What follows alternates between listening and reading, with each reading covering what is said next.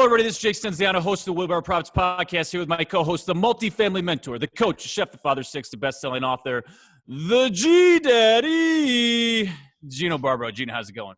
Mr. Yaki Boom Boom, I'm doing good today, bro. How you doing? Man, I'm doing great. It's the day after Labor Day. We had a super productive day. We got contracts getting signed today. We got a bunch of stuff in the works for construction, and got brokerage stuff moving. So I'm at my best. I'm at my most satisfied when I'm being productive and I'm moving the needle. Today, sir, I am moving the needle. How are you doing? I can't top that, my friend. Had a nice day yesterday.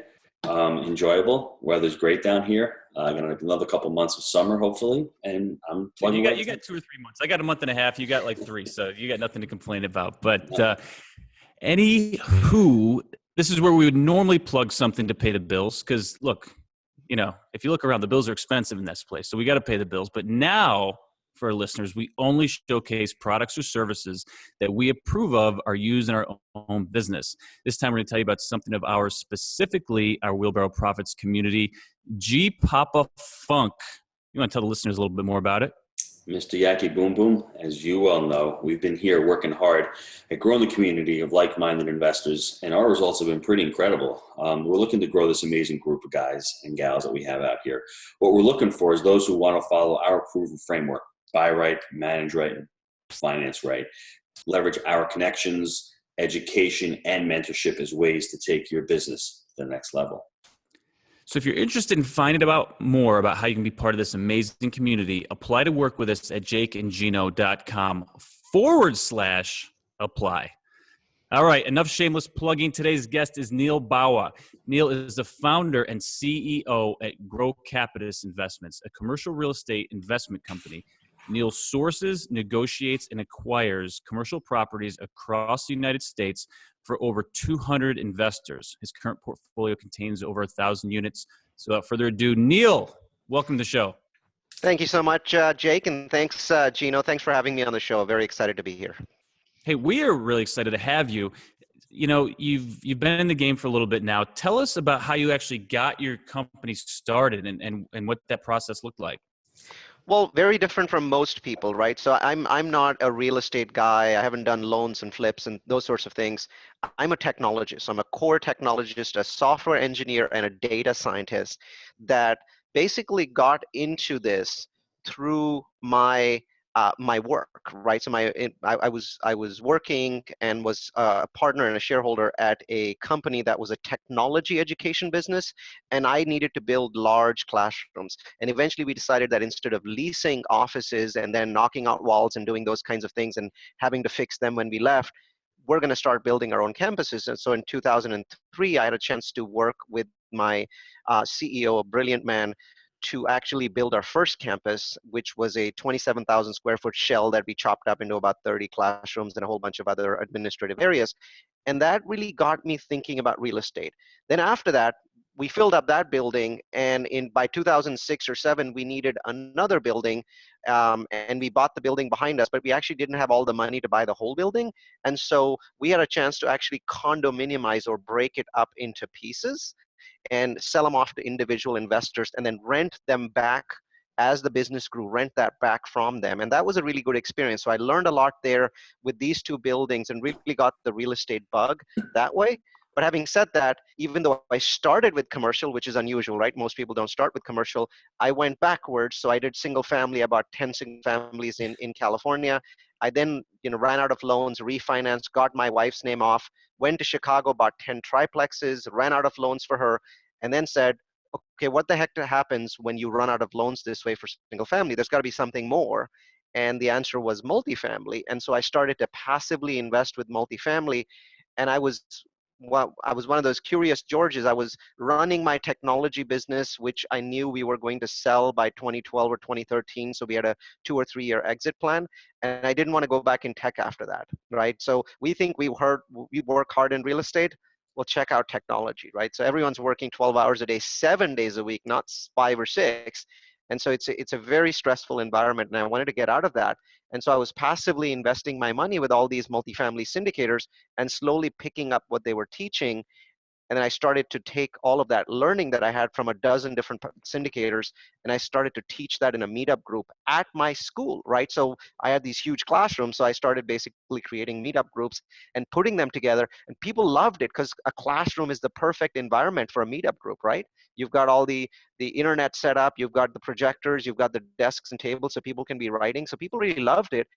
And that meetup group has now grown to be the largest apartment multifamily group in the US with about 4,000 members. So That is it awesome. just kept rolling. So why multifamily? Why didn't you choose self-storage or one of the other asset classes? Well, let me give you an honest answer. To be honest, when I started multifamily, I didn't know that there was an asset class called self-storage. Okay. And I think that if I did, I probably would have looked into it and tried to figure out which one of these two work. But I think on balance, I might have probably still picked multifamily.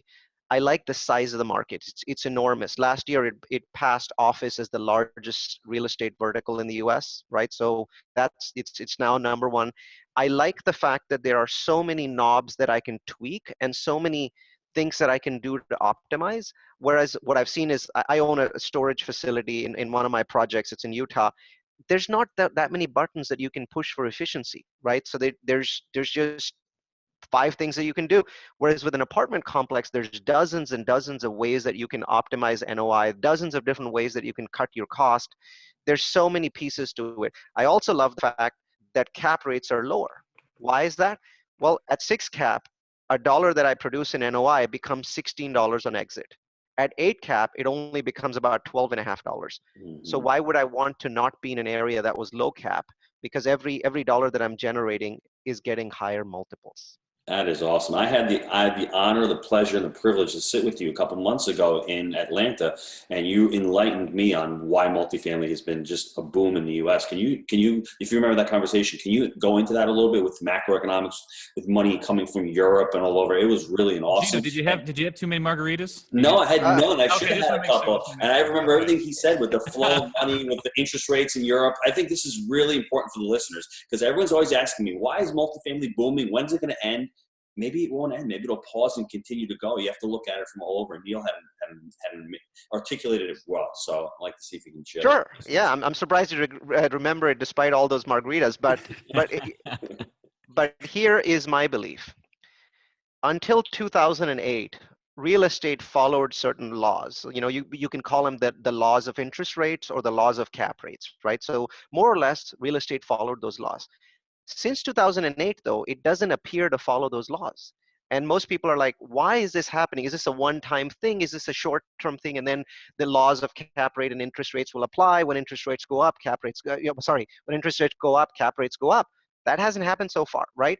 Mm-hmm. Since 2016, early 2016, we've been raising interest rates. So they've been going up quite a bit. Right now, the 30-year is at about 4.5, even though it was at about 3.25. So that's quite a bit of an increase. That's a big increase. In the past, what would happen is that when you had interest rate increases like this, you would have cap rate increases.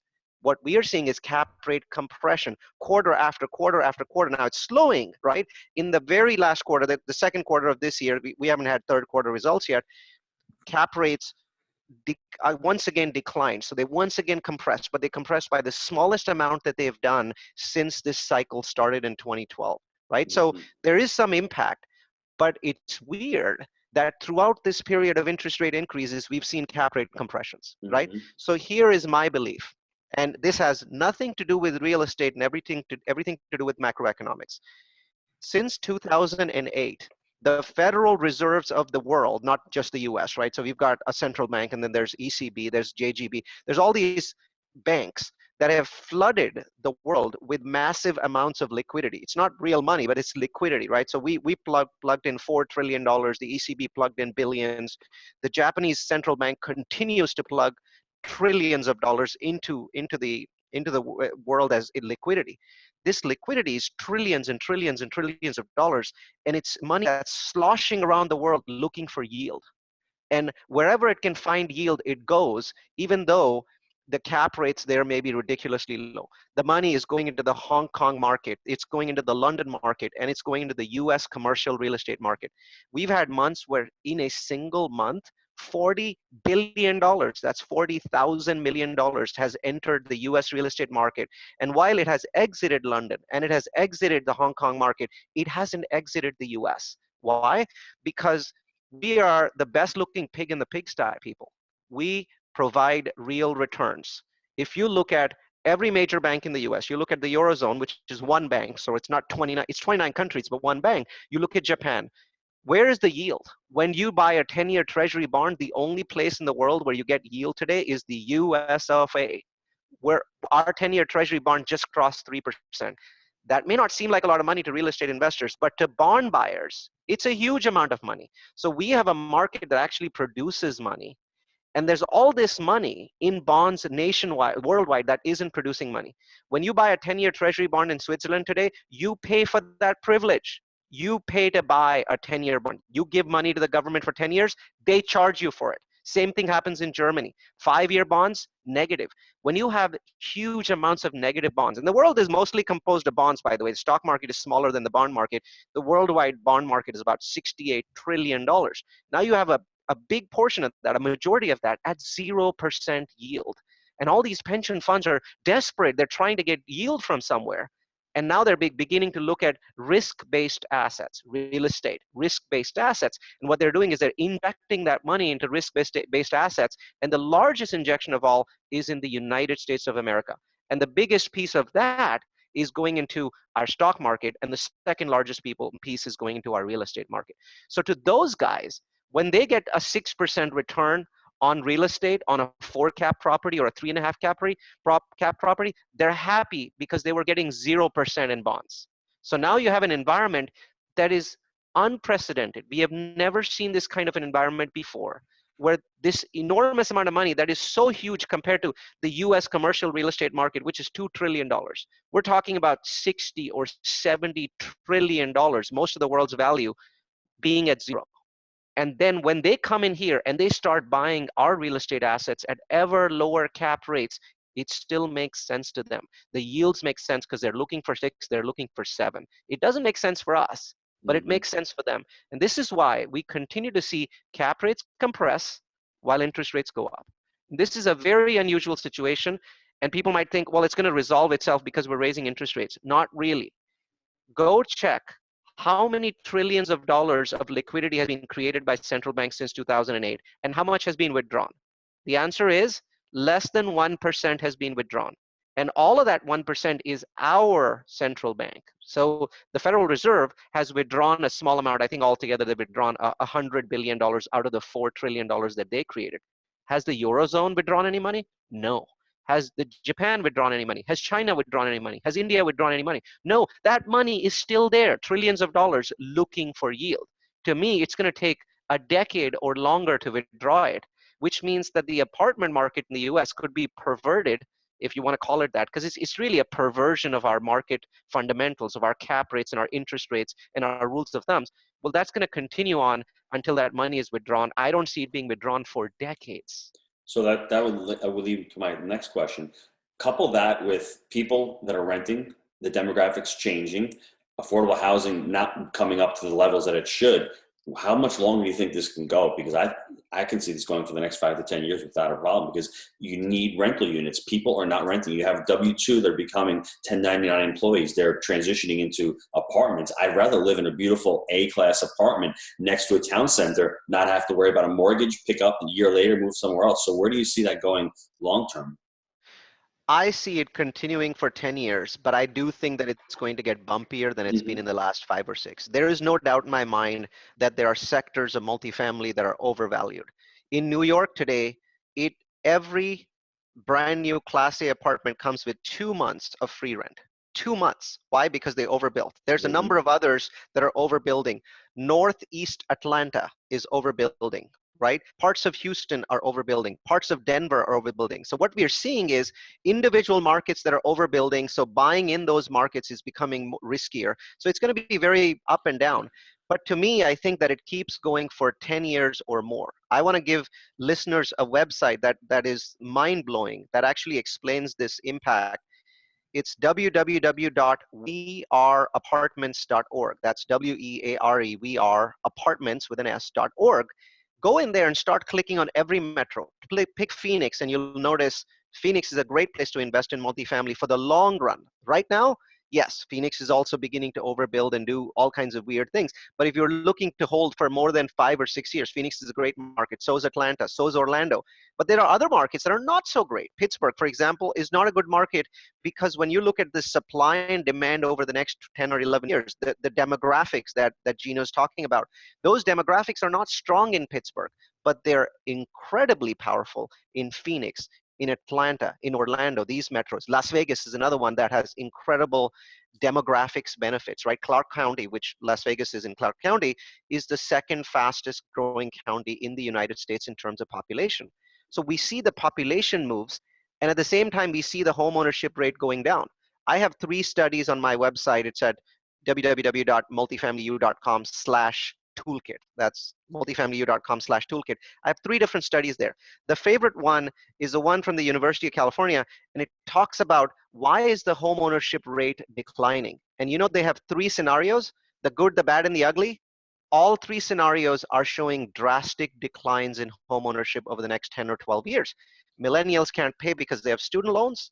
The baby boomers don't want, they've just come through the 2008 crash, which has permanently affected their psyche. So they're not downsizing to homes, they're downsizing to apartments in the city, good looking apartments, Class A apartments.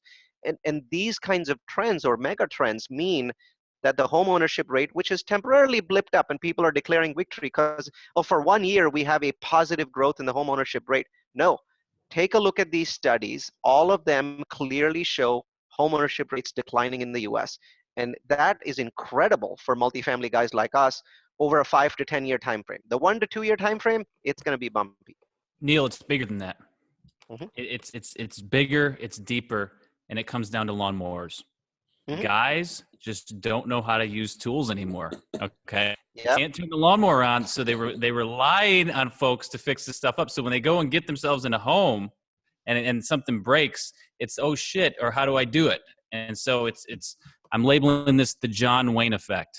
Okay. There's no more John Waynes out there. And that's driving this. Okay. It's under the radar, but there's something there. I'm telling you right now. I think you picked up on something key that people, you know, traditionally the cost of home ownership was lower because people were fixing their own stuff. They were even building their own stuff, not just fixing. And that's just the generation that came after me just does not do it. My kids do not know how to pick up a screwdriver and fix something basic. Right. And so for me, I think that's going to affect their psyche, their attitudes throughout their life. Well, 2 things. Homes aren't ATMs anymore. Number 2, the principal pay down that you have in a house at the end of the year is gone because an AC unit is changed or a deck is repaired or a driveway is sealed or whatever. So you can't look at it as an investment. And the other thing is, like you said, the 2008 really affected people's psyche about what a home ownership is. It's not the American dream anymore. I think the American dream is lifestyle, being able to work whenever you want to, picking up your laptop, going to Starbucks and hanging out and working from there. And if that means I can go to Knoxville 1 year, I'm going to go to Nashville the next year. And hey, what about New York for 6 months, Airbnb or whatever it is? That's I think more important to people nowadays, I think, than it was 10 or 15 or 20 years ago. Absolutely. Mobility is absolutely key. The millennial generation, especially the technology millennial generation that makes a lot of the money, considers mobility to be extremely important to them. No previous generation has ever really thought of mobility as being so key. And home ownership is an anti-mobility mechanism, right? It prevents you from moving. And these people want to move. And what they've seen is it's almost like, you've tasted blood once, right? Now you don't want to go back. You've tasted the beauty of having that Airbnb lifestyle where you're basically working from home, making $70 an hour in a technology job. Well, the tech jobs for the last 4 decades were what was supporting home ownership, right? And some of these people now realize that home ownership can be a trap. In my mind, home ownership is equity growth. So don't necessarily agree with you there, Gino. I think that there's massive amount of equity that home ownership creates, but my opinion doesn't matter. What matters is the opinion of dozens of millions of millennials who all of a sudden feel like homeownership is just not as important as it was to people 20 years ago. And their opinion matters. Neal, like you said, though, when you have a student debt, you're already paying a mortgage before you even buy a house. When you have a car payment, when you have a $200 cell phone bill, you add all those things up. And then all of a sudden the mortgage comes along also. It's like, crap, man, that's got to be painful. So And what then I want, and then there's a roof leak, and then the washer goes down. Like whatever it is, these things happen. So it yeah, stacks, you know. So the only thing I'll challenge everybody on this is that the area that guys like Gino, Neal, myself, who are sitting in homes right now, you know, we could potentially get hurt simply due to supply and demand down the road. If the supply of homes is greater than the demand because people are less interested in them, I think that's an area we could get hurt. I'm not saying that's, you know, real or a thing right now, but down the road, if it does continue on and the demand for homes is not as great, the actual traditional home, that's where it could get interesting. But you know, we'll see. So, Well, here's my feedback on that. yeah. In the last 10 years, and actually that's not including 2018, so look at 2008 to 2017, the net number of owner-occupied homes created in the US was zero. Zero in 10 years. We did build a lot of homes. Right now, we built a lot less than we built in the decade before, obviously, because of the crash, right? So we were building at maybe 40% of the level that we were building before. But if net occupied owner homes are zero, where did all of those homes go? The short answer is they got absorbed into the marketplace because existing homes, not brand new ones, but existing homes were turned into rentals. We turned 6.5 million owner-occupied homes into rentals in the last 10 years. So when people say we are becoming— That's an interesting point, yeah. right, we are not becoming tenant nation, we are becoming landlord nation. People are not selling their homes when they move, they rent them out. This is a Yeah. trend that has accelerated over the last 10 years. So in my mind, if we continue to build at 40 to 50% of the levels that we were building in 2006, we will continue to see absorption. That absorption is bad for the country because it's basically switching us from a owner-occupied country to a tenant-occupied country. But again, none of us are politicians. We don't have any control over it. All we can do is align ourselves with a mega trend where homes are switching 500,000 to 1 million every year from owner-occupied to renter-occupied. And that switch in the long run is very, very beneficial for multifamily. And by the way, go back and study this in other countries that have run out of land. What about Hong Kong? Most expensive place on earth, right? Makes Silicon Valley look super cheap, right? What happened to Hong Kong when they ran out of land? Their multifamily rates went insane. Their rent rates went insane. We are beginning to run out of land in some of the areas in the US. Areas like the San Francisco Bay Area, areas like Seattle are simply running out of usable lands. No one has built an additional circle of beltways in the last 20 or 30 years. That's the problem. That if we built one additional circle of freeways around major cities, now you could put another 1 million people there. But name one city that has built a new beltway in the last 20 years. We haven't. And so usable land at reasonable distance from jobs is running out. So Neal, let me get your take on the tax bill and tell me how it's going to affect the blue states and what markets are you afraid of? You mentioned some really good markets. What markets are you really negative on? Well, to be honest, I'm negative on the expensive blue states. Tax reform is a bigger deal than rising interest rates because it is a hidden killer. It's a massive number. So in the San Francisco Bay Area, because of the impact of tax reform is going to be so significant that the Wall Street Journal just wrote an article. This is a great article. I got to send it to you guys, that talks about California losing 800,000 people a year for the next 5 years. And they're losing those to Texas, Arizona, Nevada, Florida, right? So the winners of tax reform are Texas, Arizona, Nevada, Florida, and to some extent, states like Idaho, which just have robust economies. But most of the time, the leech is really into the Sun Belt, right? And so expensive blue states are going to be really hurting. Connecticut, in my mind, is a huge, huge loser. Goodbye, Connecticut. Because, and you've already started seeing that effect. California, yet I can't say it's there yet. I'm predicting something in the future. California prices are all-time highs, but please look at luxury homes in Connecticut, and you will see the drastic declines that have happened over the last year and a half. They cannot sell them to save their lives. And those kinds of impacts are going to affect markets that are low cap rates. What are the lowest cap rates markets in the US? Boston, New York. These are markets that are going to get affected because, I mean, if I was a political man, and I don't look into politics much, I would say that this is a brilliant move on part of the Republicans to move people from expensive blue states into inexpensive red states. And I think that there are a few people that have made that argument that was the point of tax reform, and especially the part of tax reform which took away SALT, the subsidy that blue states had enjoyed for a long time. And Mm-hmm. in my mind, the blue states were basically getting away scot-free for years, writing off millions and millions of dollars of their income using the home subsidy, and now all of a sudden they have to live in the real world. Well, Neal, I moved over a year ago to Florida for that reason, before tax reform, because I saw the property taxes that I was paying. Even though my mom tells me, hey, you can write them off, I'm still paying them. And it's still, as my partner over there likes to say, it's theft. And it just wasn't fair for what we're paying for the public school system up in New York. So I had the option, I had the lifestyle where I can move to Florida, which is a no tax state. There's no state income tax. The cost of living is cheaper down here. The quality of life is better down here. So I am a product of what you're talking about, but I saw it before it happened. And I was planning about a year and a half before this even occurred. So I'm glad you mentioned that, because I think a lot of guys are moving there. And, maybe they'll become more wiser. Maybe they'll be able to cut, and maybe they'll become a little more efficient with their spending. I'm hoping. I'm hoping that they do it. Why are you laughing, bro? Because you were drinking margaritas, and now I think you're smoking the peace pipe. So, listen, I don't think moving to Florida makes people more frugal or better with their financials, but there is no doubt that their quality of life increases very I'm saying the blue states, hopefully they become more wise and more efficient with people leaving and getting those. Now they're living in the real world. So hold on a second. I've got these people fleeing. Let me at least become a little more efficient with the money that I'm spending. That's all I was hoping about. Well, I think that, and maybe this phrase is the wrong phrase, but I think that over the next 3 years, blue flight is going to become a phrase. You're going to see massive numbers of people leaving these horribly overpriced states like mine. I live in Silicon Valley.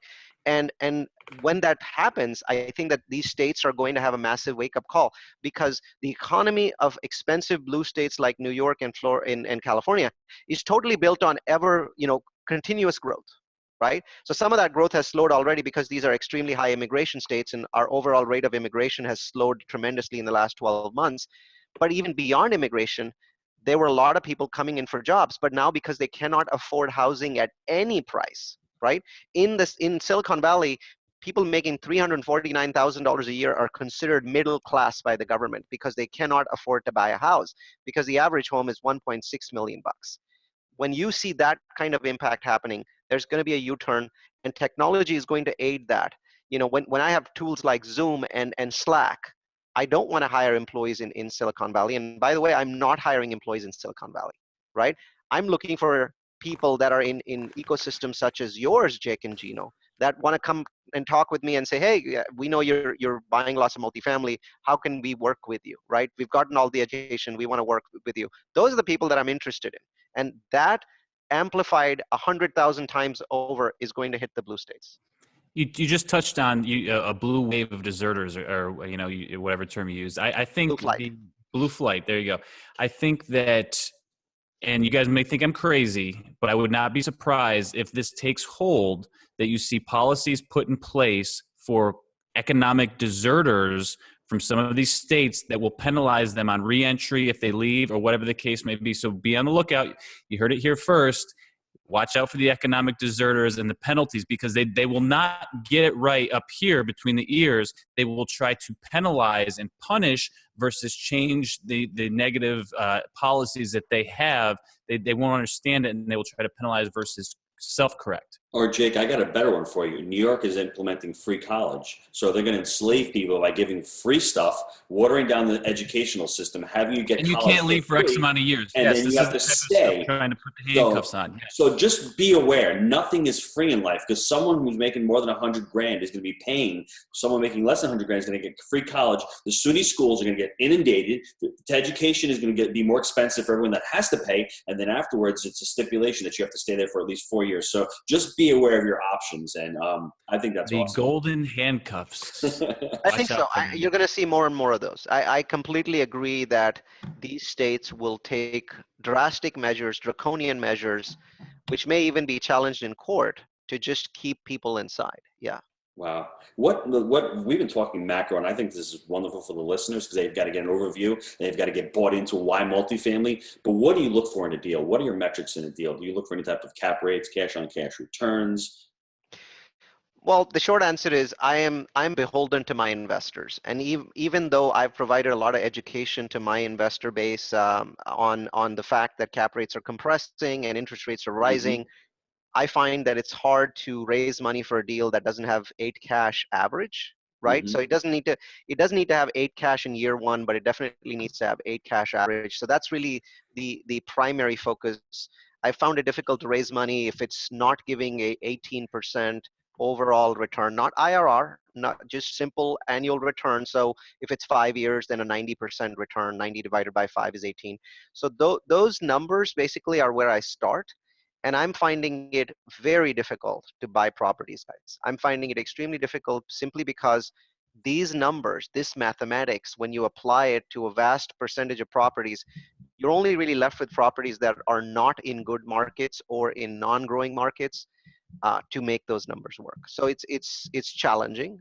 To me, I think this is the golden age of money. Equity has never been easier to raise, but it's also very, very challenging for property. So if there are students listening, spend more time on property acquisition, build more processes around finding more, building more relationships with brokers, and if you're focused in one or two metros, think about moving out of those areas and looking at others. And Neal, we talked off camera. How do you do that? How about going to these meetups? How about going to networking? Talk a little bit about that before we go into the short answer questions. Sure.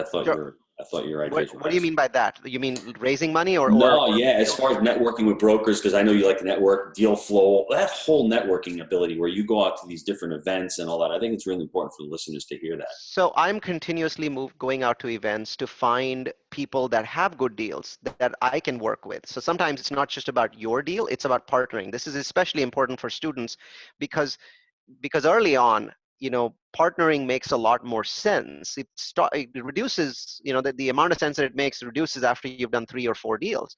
But early on, it makes all the sense in the world because of manpower, because of money, because of sheer the availability of staff hours to do lots of different things. So I've been looking to partner with people. So I went to the Atlanta Multifamily Summit. I taught there. I met both Jake and Gino there. I'm going out to Dave Lindahl's event, which is this week.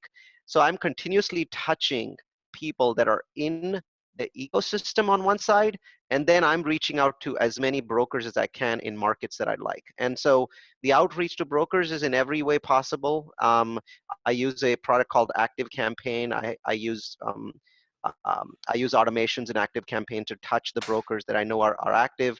I'm mining CoStar for the most active brokers, the people with the maximum number of deals in my deal size and in my markets, and reaching out to them in any way that I can. I'm scheduling visits. When I go out to a metro, I basically make a Panera or a Starbucks my base of operations, and I have my staff pre-schedule about 18 meetings in 2 days. And people actually come in and they're still eating food while the next guy comes in through the door. And so I always have to apologize. And I explain to them that I'm here for 2 straight days. So I'm going to be at this cafe for about 10 hours a day. And what I find is that when I walk away from that 2 day, um, you know, Immersion. Hmm. meetathon, like 16 to 18 meetings, I usually have one deal that I can do by myself and one deal that I can do it together with my partner. So obviously, in my mind, going out is not important. Setting up your visit is much more important because everyone knows that face-to-face works better, right? A broker wants to see you face-to-face. But if you do the work up front of getting enough brokers and enough lenders and enough partners in the pipeline before you go, you're always going to have a successful visit. Love that. Very cool. On the habit side of things, I always ask people what their best habit for success is. Is it something that you do on a daily or weekly basis that really drives your success? Anything there to share?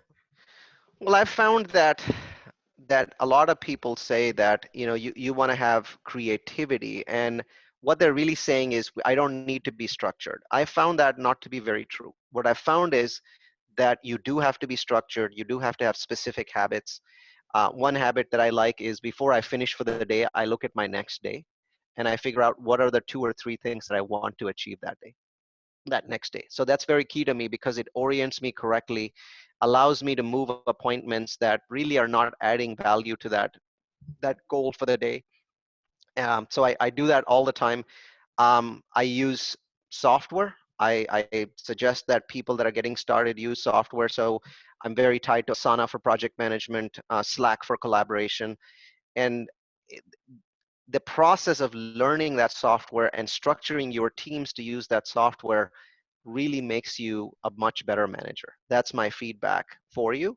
My last piece of feedback is a good habit is always be interviewing virtual assistants. I can truthfully say that I've scheduled 10 interviews with virtual assistants in the last 7 days. And it takes me 16 interviews to find a VA that I want to hire. But those VAs, the good ones, the 1 in 16, will give you more hours in a day. So I can say I have 100 hours in a day easily.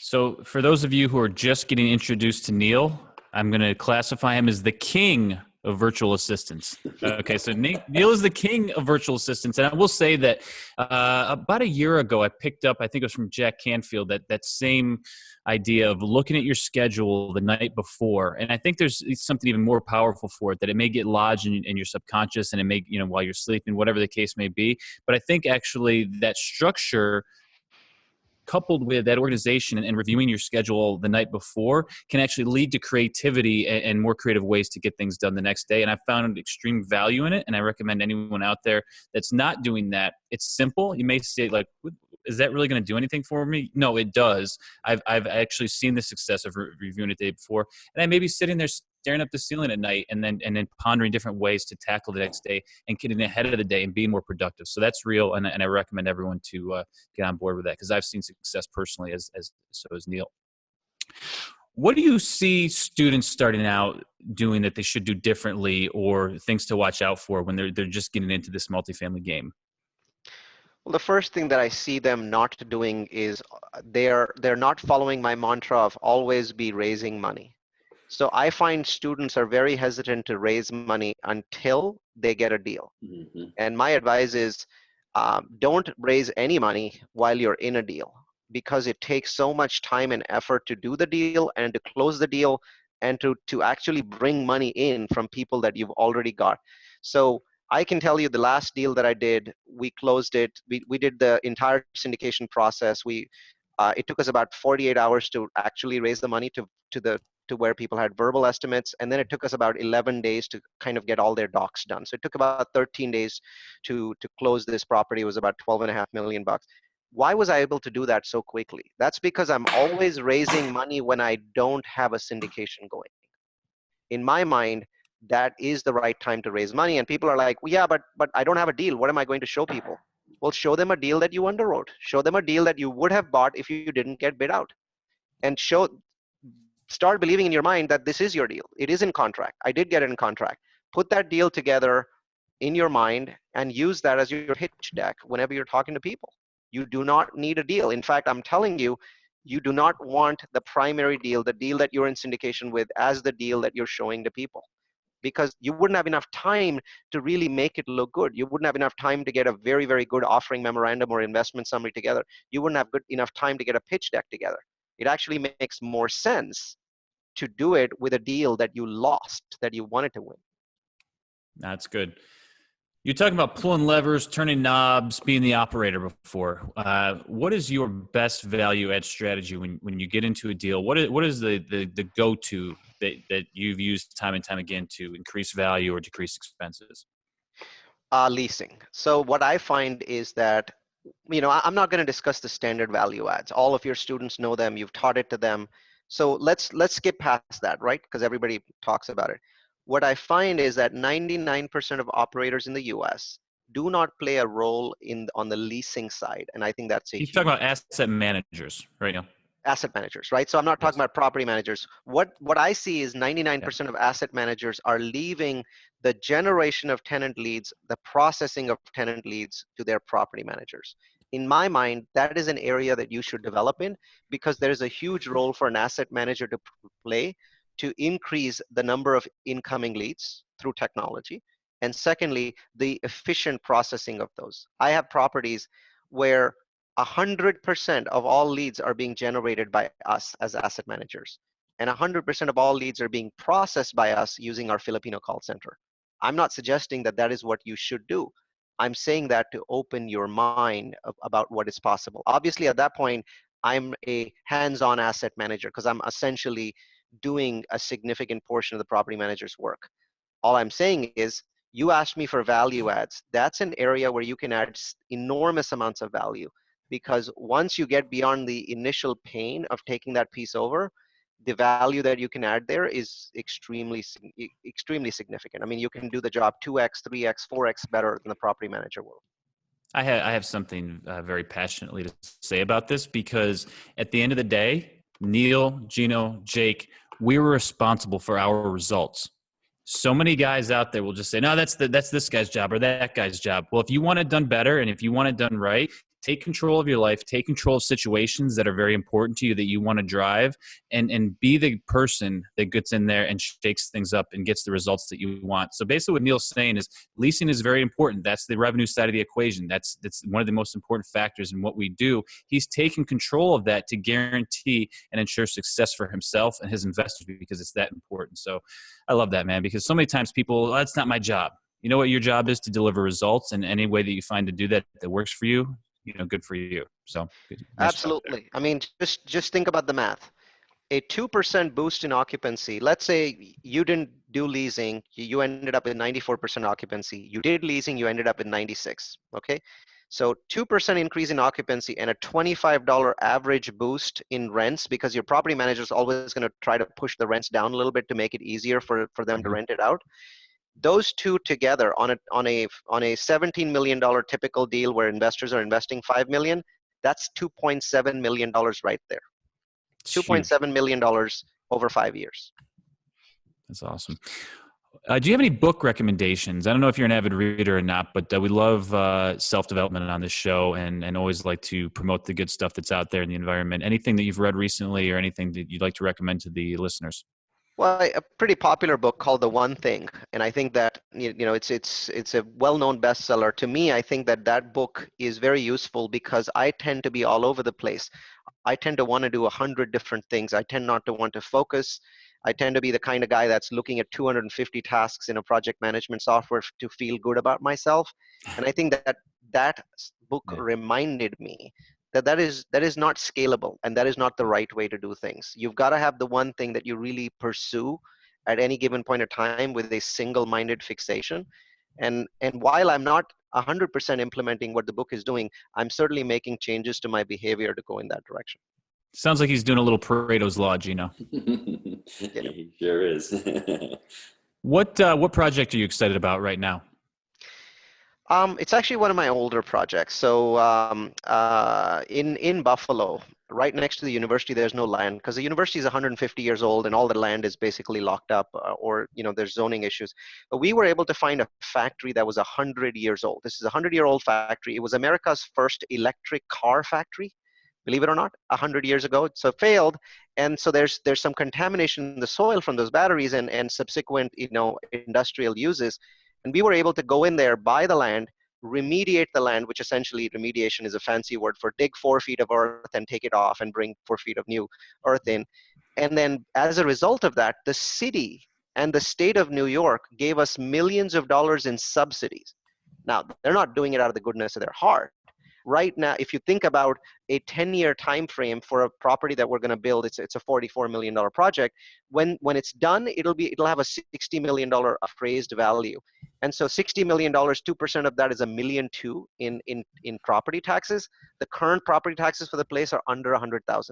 So the city makes over $1 million a year ongoing because of our remediation, which is why the city is giving us. And that's only going to go up, Neal. That's right. That's only going to go up, right? It's New York, right? So now the city is basically saying, we will pay you millions of dollars in tax benefits today so that you can turn this land from low value industrial to best use student housing multifamily. And so we're building a brand new project on top of it. And on my website, Grocapitus, Capitus, Capitus.com, you can actually see that project. You can see it being built. Construction starts in about 3 or 4 months. So I'm really interested I'm really interested in that project and its success, because in my mind, it's not true value add, it's true value add, right? So new construction is always value add because you're building something from scratch.